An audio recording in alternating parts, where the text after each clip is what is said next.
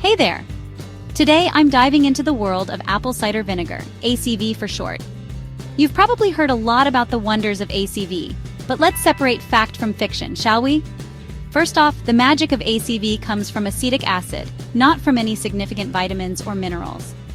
A lot of folks think ACV is packed with nutrients, but that's actually a myth. One of the biggest benefits? It helps balance your body's pH. Surprisingly, many people are overly alkaline. ACV's acidity can help bring things back to balance, aiding enzyme function, thyroid stimulation, and mineral absorption. Speaking of digestion, did you know ACV can help with heartburn and GERD? It sounds counterintuitive, but its acidity can help close the esophageal valve, reducing reflux. Plus, as we age, our stomach acid decreases.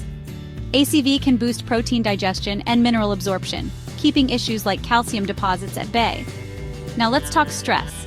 High cortisol levels are linked to high alkalinity. ACV can help regulate this, promoting overall well-being.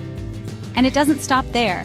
ACV aids in absorbing and utilizing key minerals like potassium and magnesium, which are crucial for preventing deficiencies.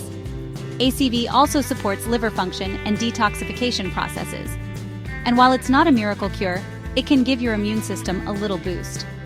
To debunk some myths, ACV isn't a nutrient powerhouse and not everyone needs alkalization. Dr. Berg even expresses skepticism about high-dose vitamin C for colds. So, how do you consume ACV? Dr. Berg suggests mixing 1-2 teaspoons of Bragg's ACV in water and drinking it with meals.